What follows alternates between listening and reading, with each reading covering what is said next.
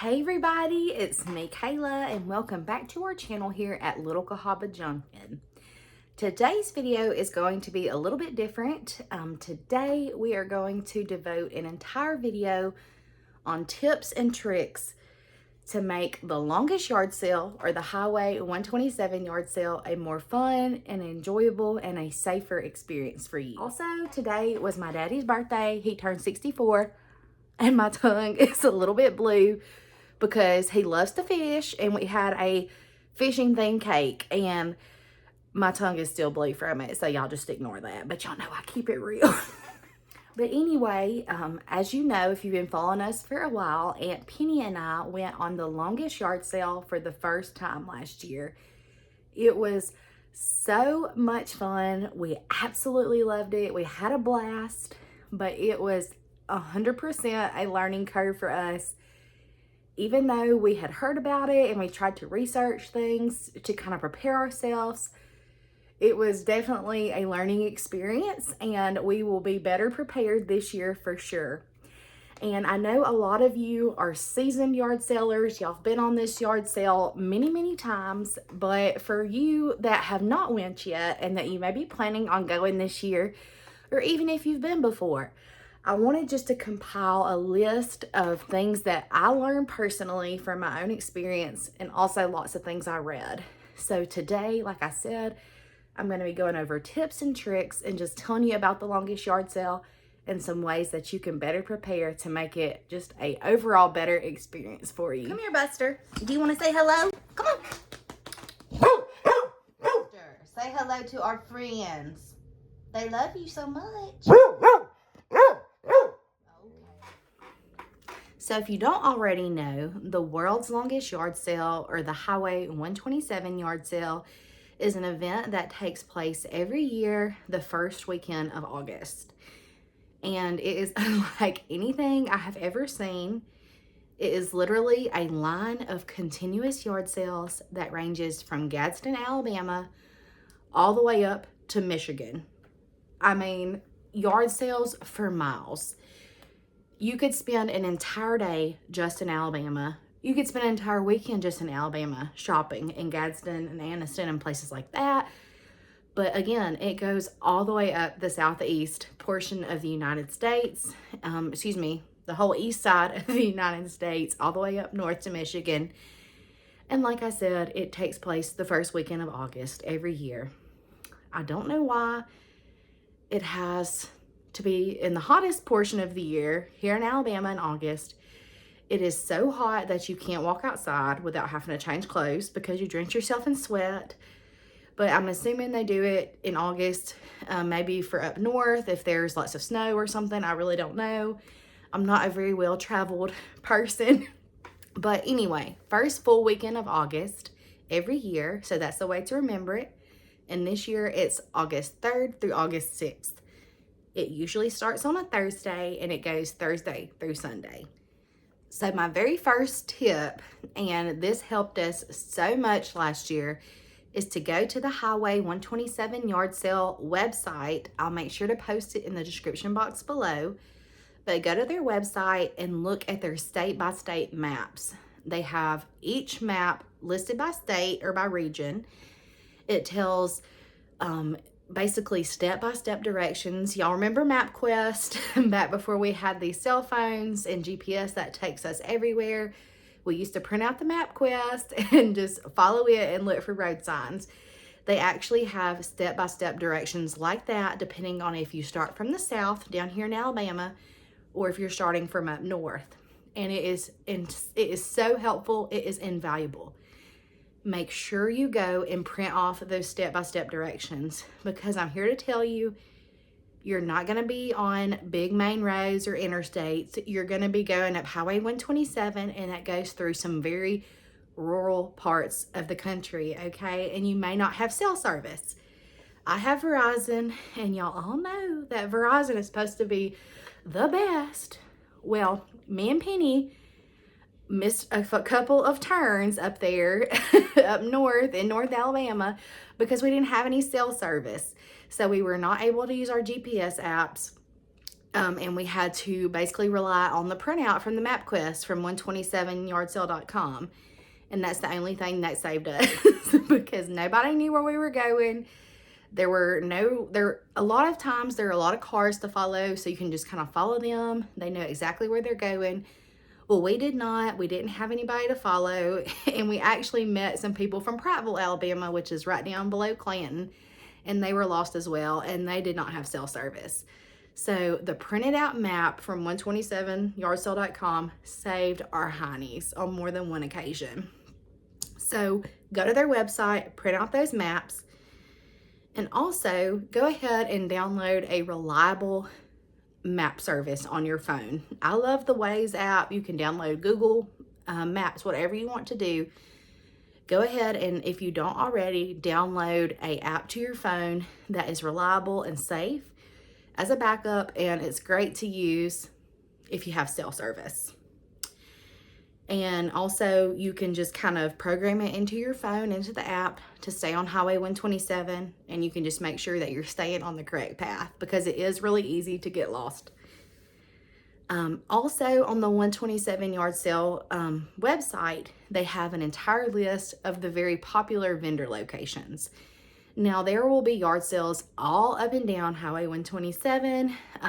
Anybody that lives there, most of them will set up their yard sales because it's a great time to purge their home and just kind of get rid of some things and reset. But there are also several areas along the way that have over 100 vendors set up, and all of those very large vendor areas are listed on the website.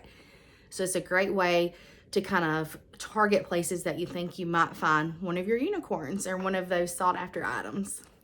The next tip that I want to go ahead and share with you guys, and it's getting really close, it's getting down to the nitty gritty, but if you're planning on staying the night or going more than one day, go ahead and try to book your room in advance and be very lenient about how far you're going to go. I promise you it will take you longer to shop than you think.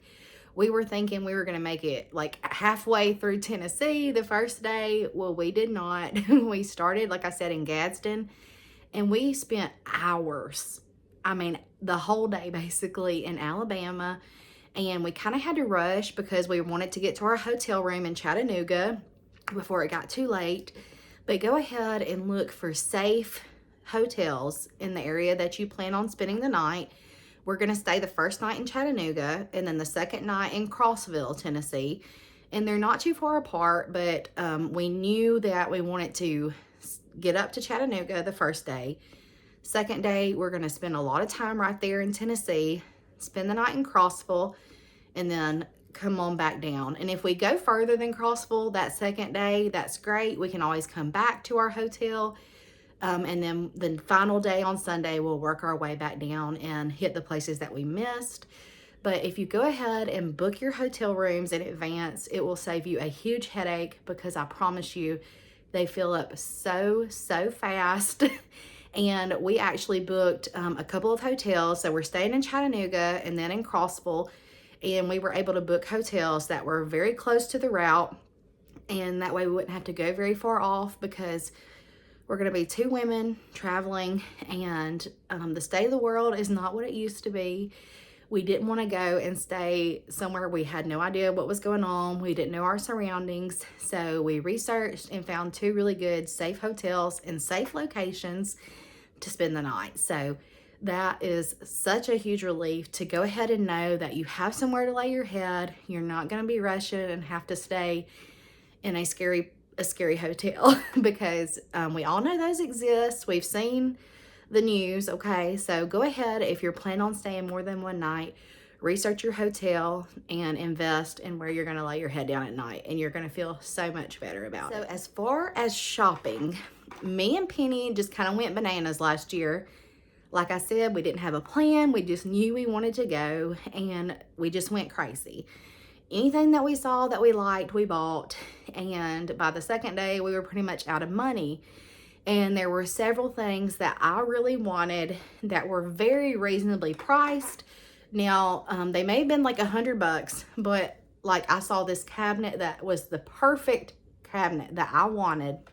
It would have been perfect for my needs, but I had blowed all my money on a bunch of stuff that I really didn't even need or care about the first day. So I didn't get it. But one of the things I'm going to do this year, and I think would be super helpful, is just to make a list of items that you really want to find and you really want to purchase. Also set a budget. What are you willing to spend on that item? Make sure that you just kind of list them and don't stray too far from them. Like I said, last year we got a lot of good stuff, but a bunch of it I've already sold on Etsy or at one of our shows because I used it for a little while and then I was like, ugh. So this time I'm going to look for really good items that I can use every season. Obviously, if I see vintage Christmas or something, I'm going to snag it if it's a good price. But things that I can use over and over, things that are timeless, pieces that I really, really want and that I've been looking for. So that's what I'm going to be searching for, and hopefully save some money and come home with stuff that I'm really excited about. Another thing, like I had said before, the 127 yard sale actually has the list of the large vendor items or the large vendor spaces. Just know in those large areas where vendors are set up, a lot of those are antique dealers. They have booths and antique malls and things of that nature. And we're all here to make a profit. Like I have an Etsy shop, I do shows and things like that. You have to make a profit. But just know that you're probably going to spend more in those areas because those people have spent a lot of time gathering those items. They bring items from their antique booths. They do it full time and they use this opportunity on the yard sale to really make a lot of money and move a lot of their product. So those are going to be some areas that the excuse me, that the prices are more closer to retail prices you would see in antique malls and vintage fairs and things of that nature. Whereas the smaller yard sales that you see in people's front yards, like the churches, things of that nature, that is where you're going to really find your deals. Several churches set up very large yard sales along the 127 yard sale. You can find some really good deals there. A lot of people have old barns and things of that nature, farmers, and they're wanting to clean out their barns. They'll have stuff priced to move, and obviously just plain Jane yard sales, we've all had them. You can find stuff marked very, very reasonably. So obviously use your time wisely. Another tip is to do drive-bys. So make sure whoever's driving is keeping their eyes on the road, but the passenger can always be looking and scanning and seeing if you see anything that you're wanting to stop and buy. A lot of yard sales, and I know people love the opportunity for yard sales to buy clothes for school and things of that nature, but Penny and I are not trying to buy clothes on the yard sale, and lots of the yard sales were the majority of clothes, shoes, things like that. So those we would kind of pass on by, and if we saw lots of household items, we would pull over. But again, big vendor areas, they're going to be priced higher. The smaller yard sales are going to be where you find your deals.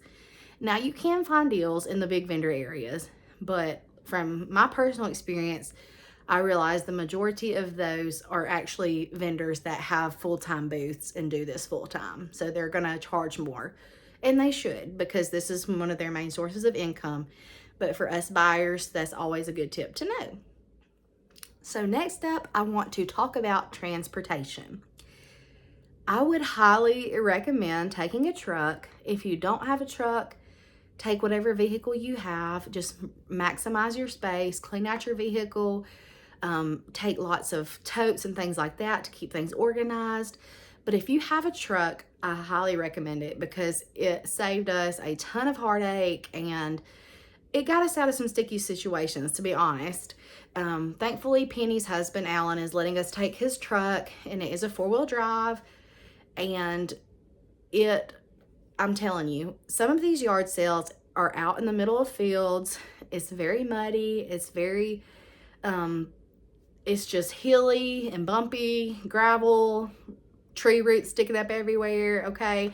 And you're not going to be able to take your little Honda Civic out there in some of these places. I'm just telling you, I've driven a Corolla my whole life. I finally got an SUV, But even with my little SUV, I would not take it to some of these places because I would be stuck and having to call somebody to come help me, get a tractor, get me unstuck. So if you have a truck, I highly recommend it. It just allows you to buy things like furniture, just kind of not have to worry about how much space you have and run out of space. Because for us, we're going to be a long way away from home. We can't just, run back home and drop things off. And also just having a vehicle that can get to different places without getting stuck is a huge, huge help. Because like I said, I'm a country bumpkin. I live in central Alabama, but I felt like I was about to go through Papa's cornfield, okay, a few of these places. So just take a safe, reliable vehicle. And if you have a truck, it's the way to go. I promise you.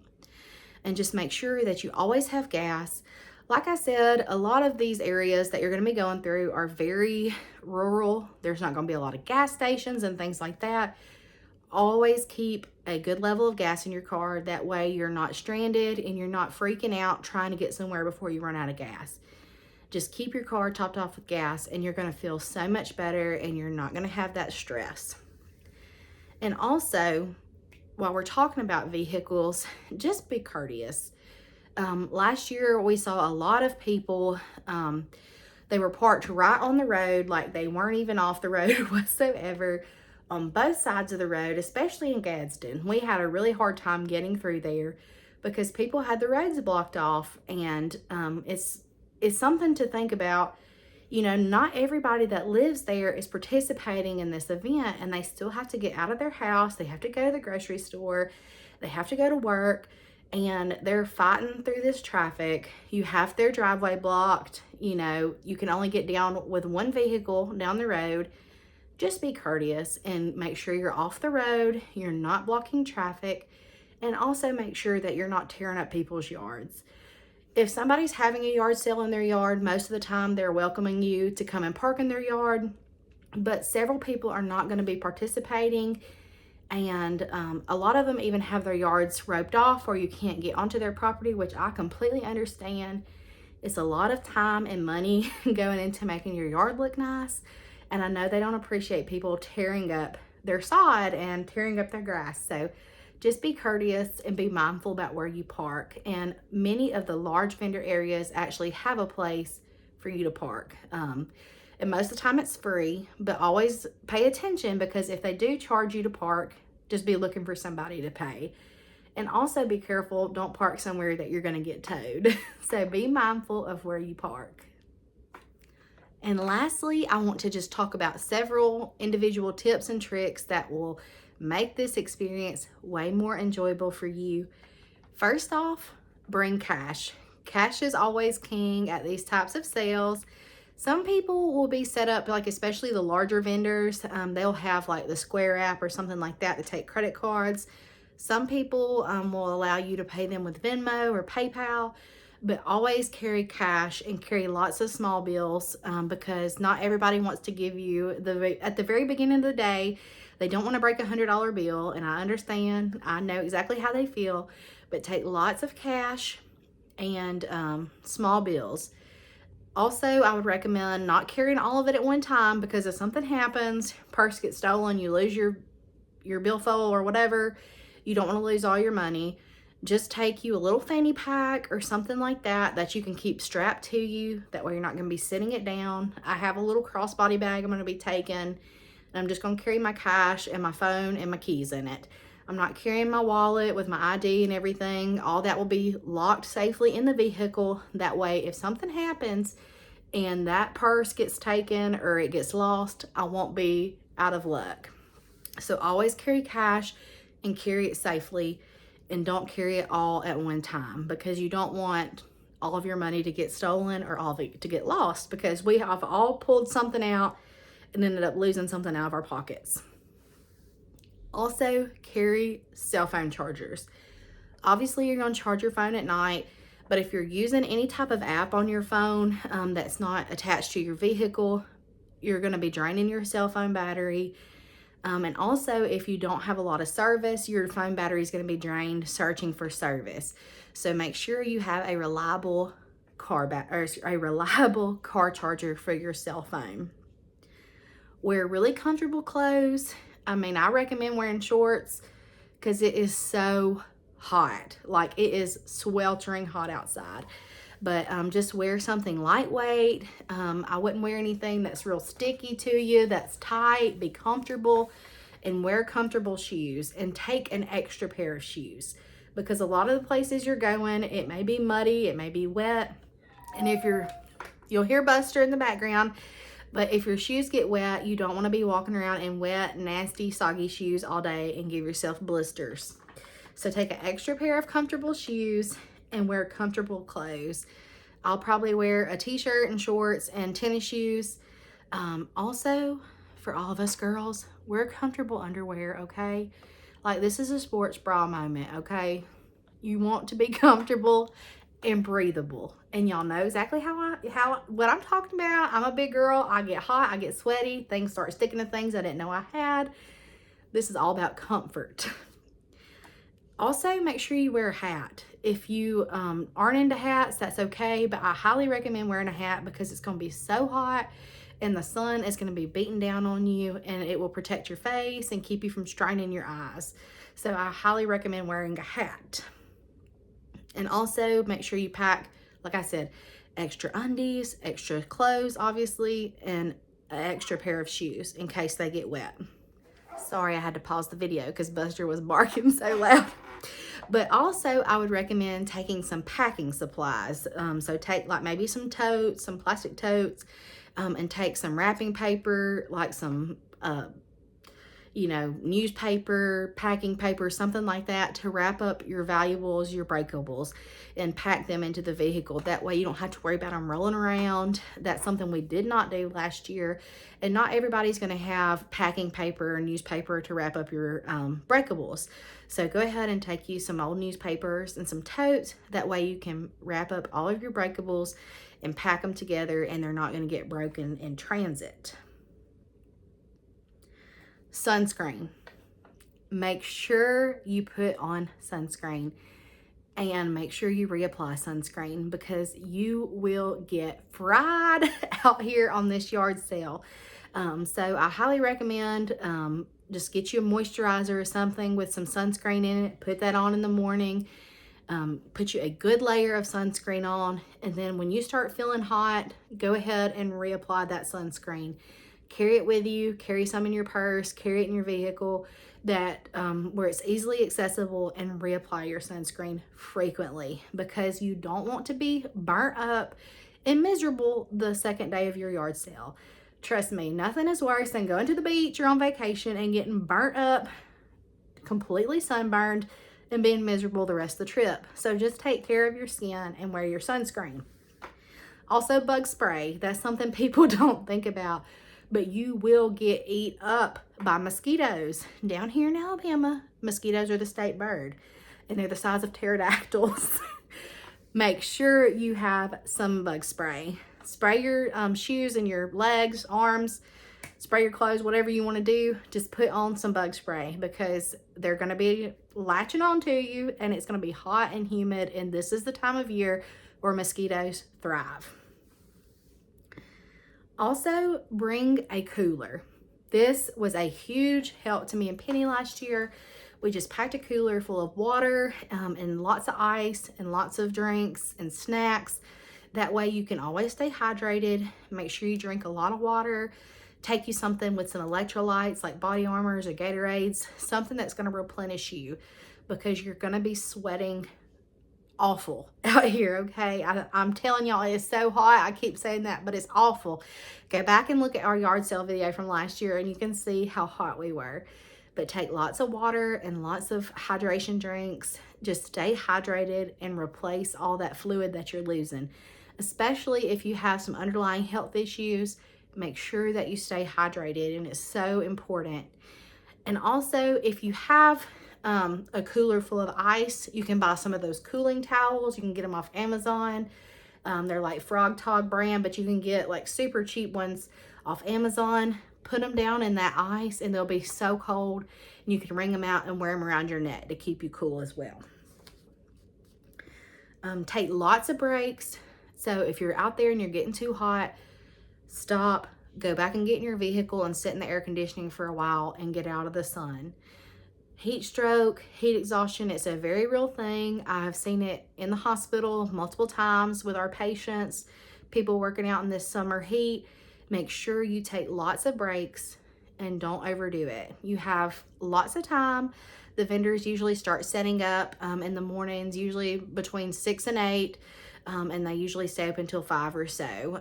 So take your time and take lots and lots of breaks. Also, take you a poncho. Go to Walmart, get you one of those cheap disposable ponchos, because there's always a chance of rain down here, especially in the South. We have all these little pop-up showers, pop-up thunderstorms. Take a poncho, that way you can stay dry, because nothing is worse than being soaking wet and sticky and itchy, okay? Take some medication as well. Take some Advil, Tylenol, Aleve.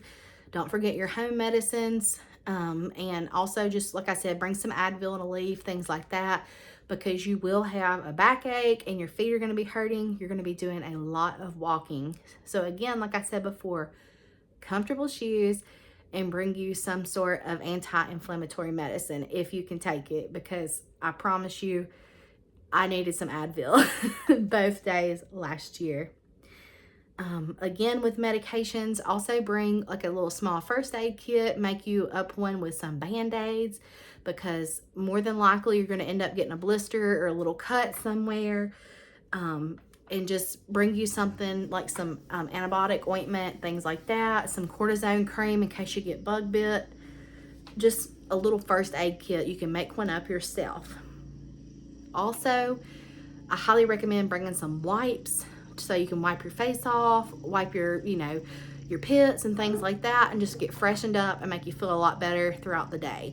Because like I said, you are gonna get so hot. I'm trying to think of other things that I was thinking about last year.